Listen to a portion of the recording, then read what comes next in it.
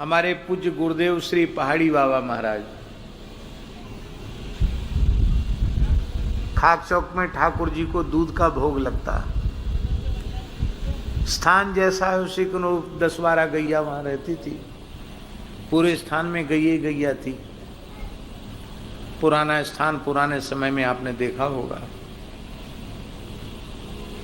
गायों के बीच में ही महाराज जी रहते थे। शाम को धूना पे बैठते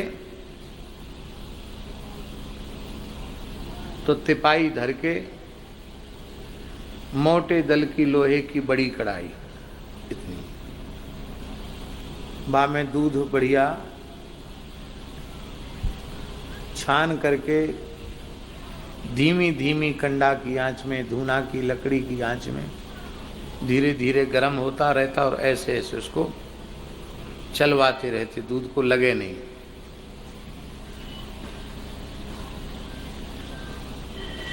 और उसमें बढ़िया देसी खांड उसमें डालते और कहते खांड कच्ची रहेगी तो नुकसान करेगी, पक जाएगी तो बढ़िया होगी। तो खूब अधोटा जैसा होने पर खांड डालते, फिर और ओटाते रहते।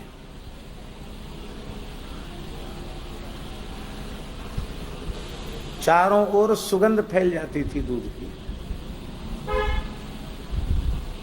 इसके बाद ठाकुर जी के मंदिर में जब दूध लेकर के भेजते थे, हल्का गुनगुना दूध दास ही लेके जाता। मंदिर में पुजारी थे हम, तो हमको अब तो हमारे यहाँ बड़ी सुविधा हो गई है, हर पुजारी को कोई न कोई असिस्टेंट मिला हुआ है। और उस समय पूज्य महाराज जी थे, तब जो मंदिर का पुजारी हो उसे सब सेवा करनी।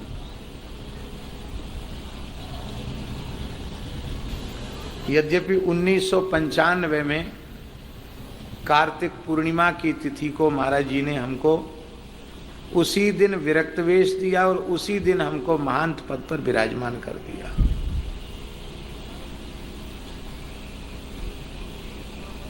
ऐसा उदाहरण भी खोजने से जल्दी मिलेगा नहीं।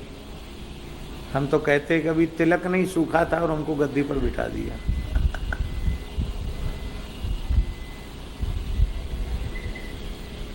और इसके बाद बोले, देखो श्रीमान जी, पढ़ना पढ़ाना तो तुम्हारा काम है, विद्यार्थी पढ़ने आते वो तो अलग बात है। महंत भले ही तुमको बना दिया है, पर यहाँ राम जी का प्रसाद पाते हो, बिना सेवा किए पाओगे प्रसाद तो पचेगा नहीं। सेवा करो। मैंने कहा महाराज जी कौन सेवा करें? पुजारी बन जा, पूजा करो जो आ गया। पुजारी को जल्दी उठना तो पड़ता ही है। जल्दी उठने में हमारे लिए कोई समस्या नहीं, शुरू से ही अभ्यास रहा। तो 5 बजे तक स्नान संध्या अपना सारा नित्य नियम करके 5 बजे मंदिर में जाओ। चाबी रहती थी महाराज जी के सिरहाने। महाराज जी से चाबी लो, मंदिर खोलो। जगमोहन और मंदिर, पुराना जगमोहन था, भीतर मंदिर था। पूरे में झाड़ू लगाओ, पहला काम। ताली बजाकर भगवान को जगार कराओ, मंदिर खोलो, फिर भीतर झाड़ू लगाओ, फिर बाहर जगमोहन में झाड़ू लगाओ, फिर जल सींच कर पोछा लगाओ। कितना काम सबसे पहले। इसके बाद फिर कुआं से जल खींचो, ताजा जल खींच करके जल, फिर जो रात्रि को जो पार्षद अमनिया हुए हैं उन पार्षदों को पहले सब पात्रों को स्नान कराओ। स्नान कराने के बाद फिर कपड़े से उनको पोंछो, फिर चंदन हुरसा बढ़िया से धो, लकड़ी धो, फिर चंदन घिसो। ऐसे ऐसे चंदन घिस दिया, उनके सामने तो मार पड़ेगी। ऐसे ऐसे धीरे धीरे बढ़िया महीन हुरसा और धीरे धीरे चंदन घिसो।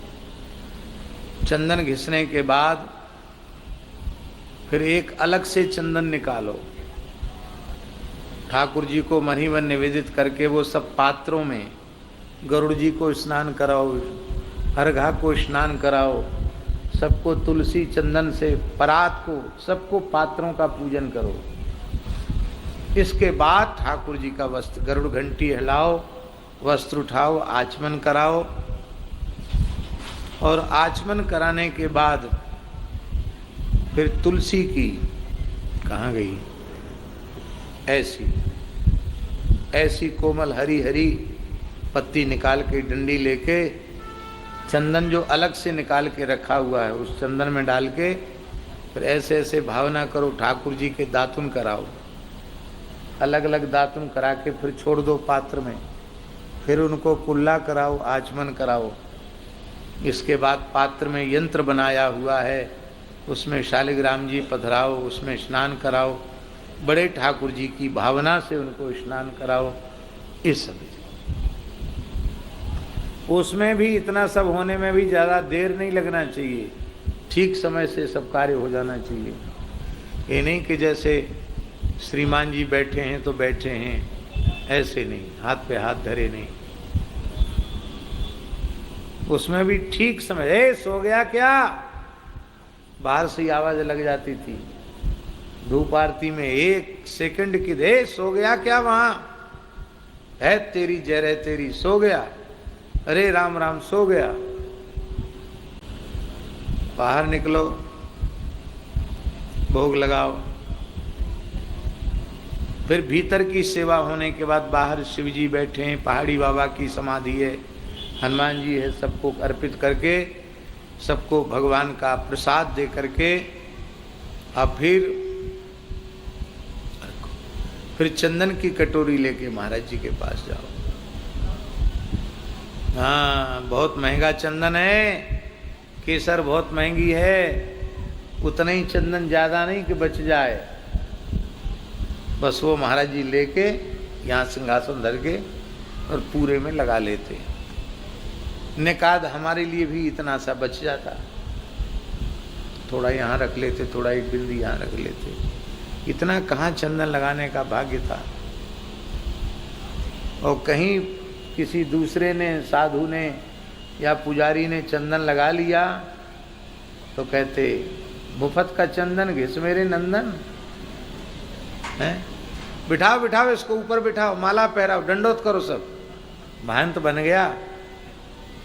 मुफ्त का चंदन पोत लिया माथे में, इतना उसको बोलते कि फिर वो चंदन ही लगाना भूल जाए।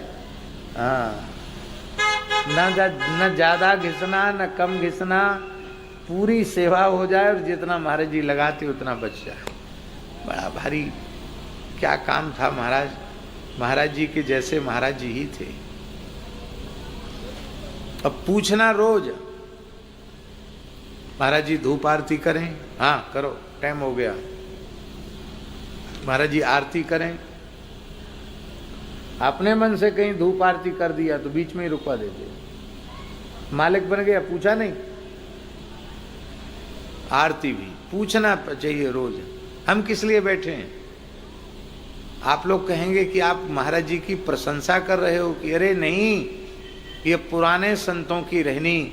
महाराज जी कहते थे हमारे पास जो साधु साल भर रुक जाएगा और हमारी टोका टाकी सहन कर लेगा, पूरे देश में घूम के आवे भेष भगवान में, साधु साई रेख टेक में रहन सहन में कोई उसको टोका नहीं लगा सकता।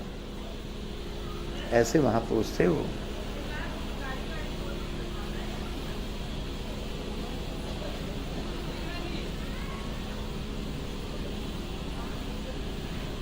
डेढ़ छटाक साग मुश्किल से, दोपहर में जो मंदिर में भोग लगता था 1.5 छटाक साग लेते थे, बहुत मुश्किल से 1.5 छटाक, इतना, और इससे आधा, और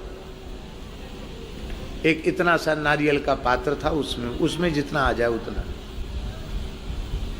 और शाम को 1.5 पाव दूध।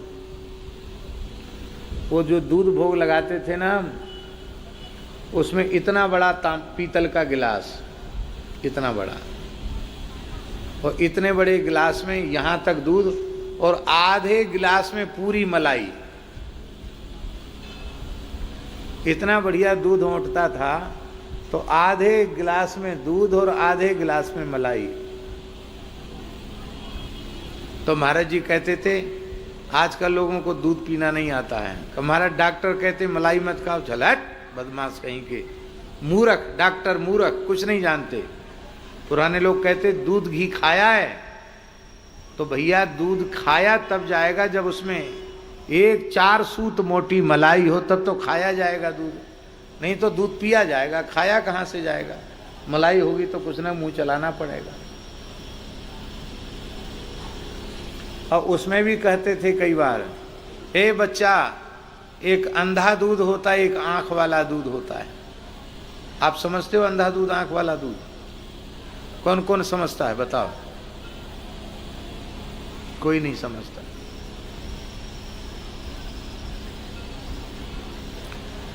दूध औटाने के बाद खूब मलाई पड़ जाए, मिश्री छोड़ने के बाद उसमें एक छटाक कड़काया हुआ सुंदर ताजा बेदलक्षणा गाय का घी छोड़ दिया गया, तो इतना इतना घी उस पर तैरने लग गया, घी की आंख जैसी बन गई, वो आंख वाला दूध हो गया। और जिस दूध में घी नहीं पड़ा वो बिना आंख वाला दूध।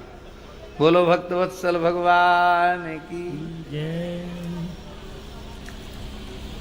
फिर वो उस गिलास में जो भोग लग के आता, फिर थोड़ा दूध में मिलता, और फिर उसको महाराज जी थोड़ा लेते थे अपने पात्र में, 1.5 पाव के करीब।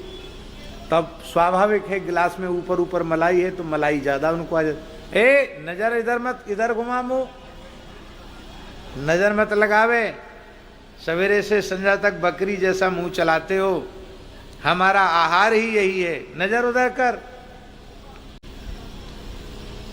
और हम लोगों को सबको तो लो भाई, अमृत है, ठाकुर जी का अमृत है, लो दूध प्रसाद लो, पंच प्रमाण सबको देते, कोई बाकी नहीं रहता स्थान में, सबको दूध देते। ले आओ अपनी अपनी कटोरी ले आओ। अब इतना स्वादिष्ट दूध आज तक पिया नहीं ऐसा दूध, और वो दूध जो है ऐसे लगता और पीने को मिल जाए। तो महाराज जी कहते जवान की बत्ती सी भीजना चाहिए, इतना दूध बहुत है, माने इतना पी लो कि बत्ती सी दांत भीज जाएं, इतना ठीक है। एक एक कटोरी 32 सौ तो कम से कम 100 150 ग्राम दूध मिल जाता था सबको, पर उसको 32 भीजने वाला कहते थे। ये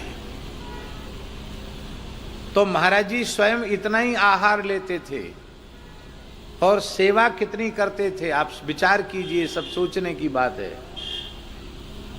गौ सेवा भी महाराज जी करते थे उस अवस्था में।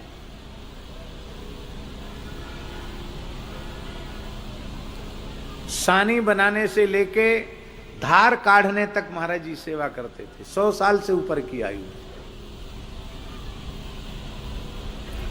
पूजा में रोज जाते थे, पहले तो पूजा ही करते थे, बाद में पूजा में जाके नित्य तुलसी चढ़ाते थे। रसोई में जाकर के रसोई में 10-12 फुलका अपने हाथ से बनाते थे, जबकि उन्हें स्वयं तो पाना ही नहीं, और बहुत भावुक हो जाते थे। राम जी को भोग लगता, भाई हमारे हाथ से कुछ न कुछ सेवा होनी चाहिए।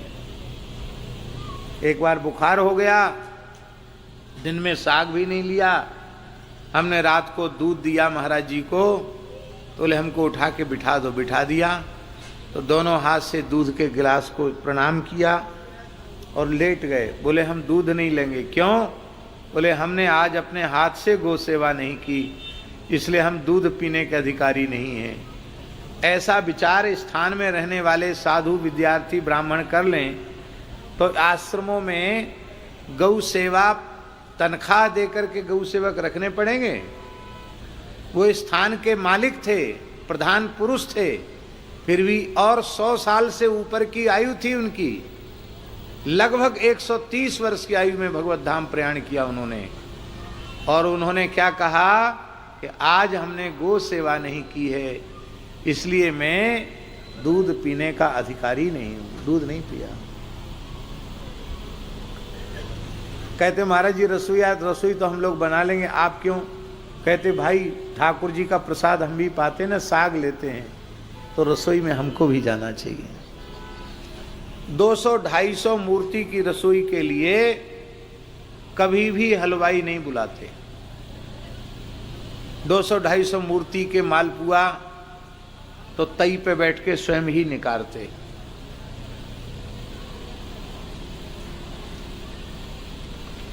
ऐसा जीवन था।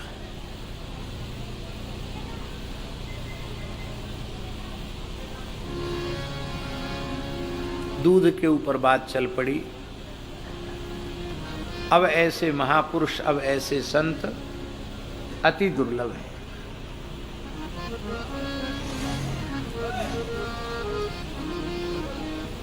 हमने महाराज जी का अनुभव किया।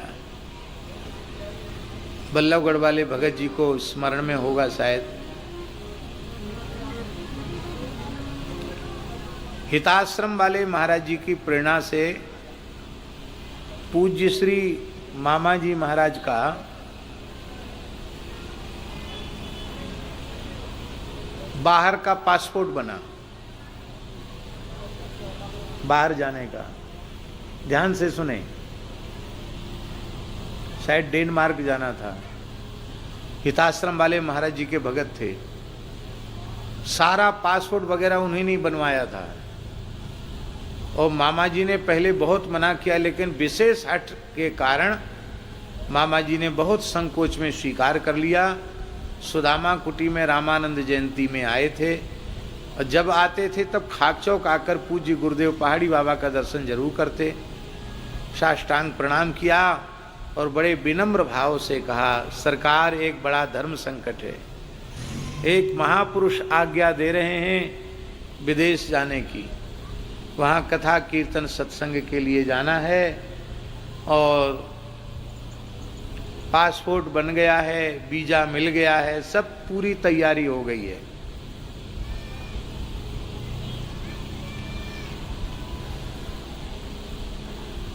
क्या करना चाहिए?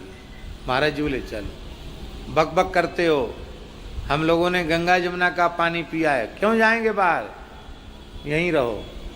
तो बोले सरकार, दास के पिताजी ज्योतिष के बड़े विद्वान थे, उन्होंने कुंडली में लिखा कि इनको विदेश जाना पड़ेगा। तो लगता है पिताजी का लिखा हुआ योग सिद्ध हो रहा है। इतना सुनते ही महाराज जी ने अपना दाहिना चरण आगे बढ़ाया।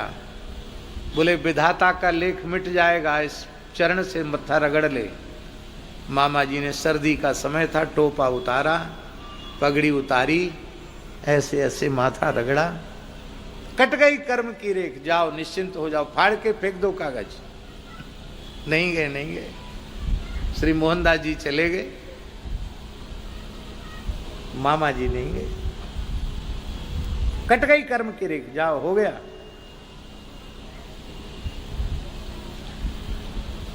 ऐसे सिद्ध पुरुष,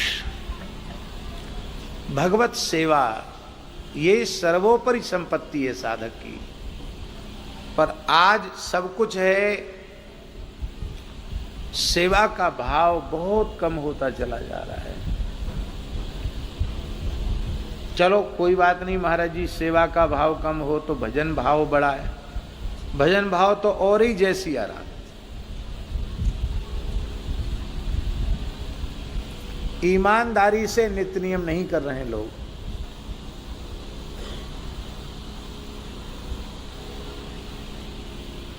और बातें बड़ी बड़ी करते हैं कि हम सीधे साकेत गोलोक वैकुंठ। भैया कैसे जाओगे? इसलिए आत्मनिरीक्षण करना चाहिए, जीवन को बहुत बढ़िया बनाना चाहिए। श्री सीताराम प्रतिदिन सत्संग एवं दर्शन के लिए श्री महाराज जी के ऑफिशियल चैनल को जरूर सब्सक्राइब करें।